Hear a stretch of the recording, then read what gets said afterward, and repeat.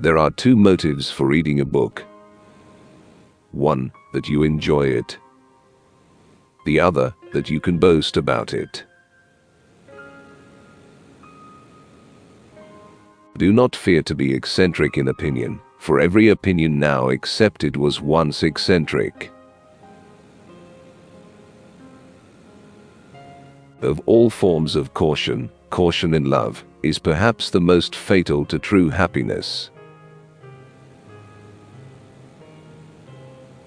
The fundamental cause of the trouble is that in the modern world, the stupid are cocksure, while the intelligent are full of doubt.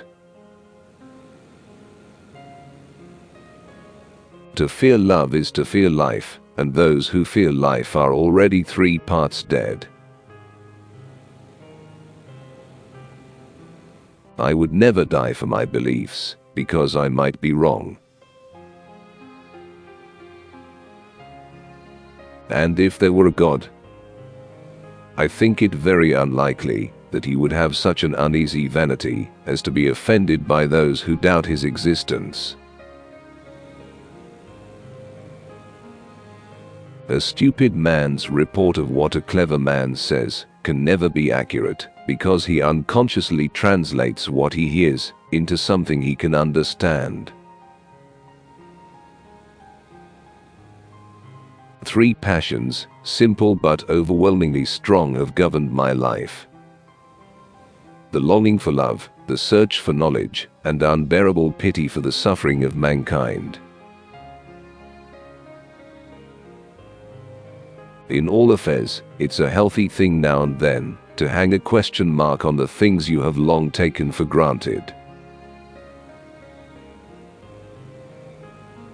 Our great democracies still tend to think that a stupid man is more likely to be honest than a clever man, and our politicians take advantage of this prejudice by pretending to be even more stupid than nature made them. One of the symptoms of an approaching nervous breakdown is the belief that one's work is terribly important. Fear is the main source of superstition and one of the main sources of cruelty. To conquer fear is the beginning of wisdom. The hardest thing to learn in life is which bridge to cross and which to burn. It's easy to fall in love. The hard part is finding someone to catch you. To teach how to live without certainty and yet without being paralyzed by hesitation is perhaps the chief thing that philosophy, in our age, can still do for those who study it. Most people would sooner die than think. In fact, they do so. It is the preoccupation with possessions, more than anything else, that prevents us from living freely and nobly. Those who have never known the deep intimacy and the intense companionship of happy mutual love have missed the best thing that life has to give. Collective fear stimulates herd instinct and tends to produce ferocity toward those who are not regarded as members of the herd. We know very little, and yet it is astonishing that we know so much, and still more astonishing that so little knowledge can give us so much power. No one gossips about other people's secret virtues. It has been said that man is a rational animal. All my life I have been searching for evidence which could support this. The secret of happiness is to face the fact that the world is horrible, horrible, horrible. The fact that an opinion has been widely held is no evidence whatever that it is not utterly absurd. Indeed, in view of the silliness of the majority of mankind, a widely spread belief is more likely to be foolish than sensible. One of the painful things about our time is that those who feel certainty are stupid, and those with any imagination and understanding are filled with doubt and indecision. Patriots always talk of dying for their country, but never of killing for their country. The infliction of cruelty with a good conscience is a delight to moralists. That is why they invented hell. So far as I can remember, there is not one word in the Gospels in praise of intelligence. Not to be absolutely certain is, I think, one of the essential things in rationality. Neither a man nor a crowd, nor a nation, can be trusted to act humanely, or to think sanely under the influence of a great fear. The opinions that are held with passion are always those for which no good ground exists. Indeed, the passion is the measure of the holder's lack of rational conviction. Opinions in politics and religion are almost always held passionately. If there were in the world today any large number of people who desired their own happiness more than they desired the unhappiness of others, we could have paradise in a few years. Even if the open windows of science, at first, make us shiver after the cozy indoor warmth of traditional humanizing myths, in the end, the fresh air brings vigor, and the great spaces have a splendor of their own. I believe in using words, not fists. I believe in my outrage knowing people are living in boxes on the street. I believe in honesty. I believe in a good time.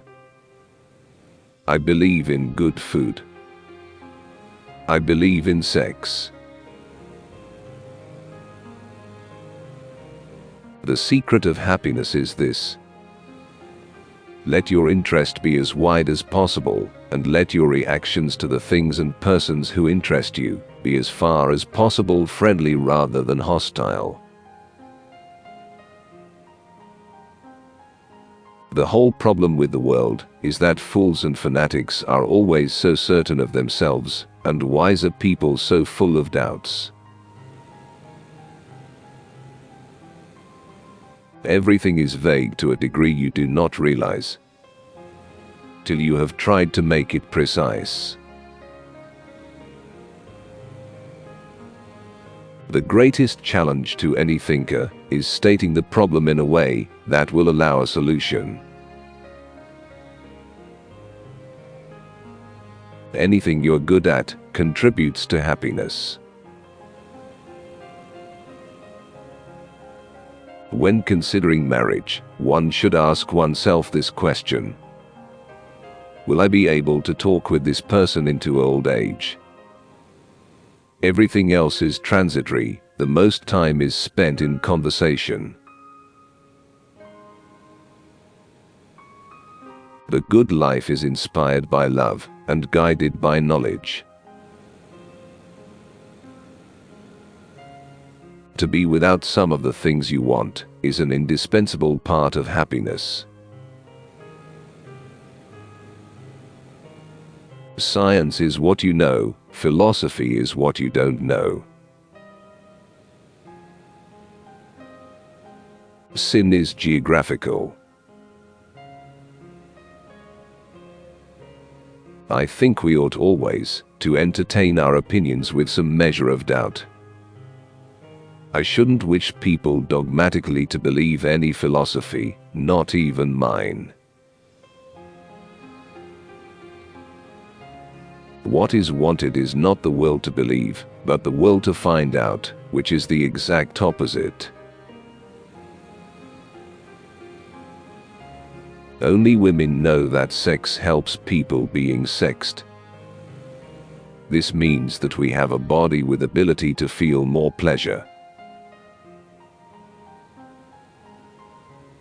Remember your humanity and forget the rest. Dogmatism is the greatest of mental obstacles to human happiness. Man is a credulous animal and must believe something.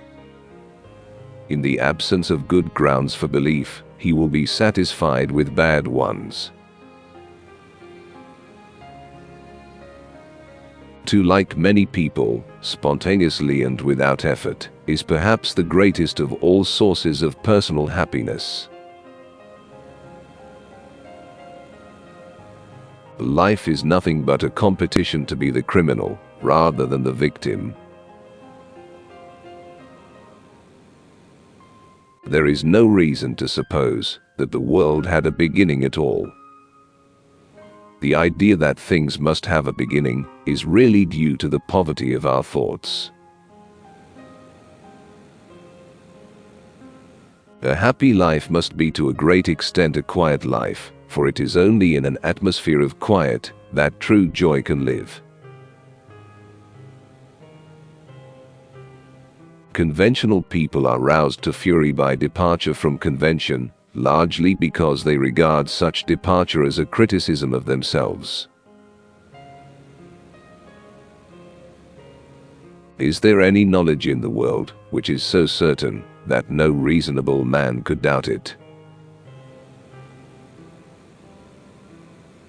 Nothing is so exhausting as indecision, and nothing is so futile. Patriotism is the willingness to kill and be killed for trivial reasons. Conquer the world by intelligence, and not merely by being slavishly subdued by the terror that comes from it.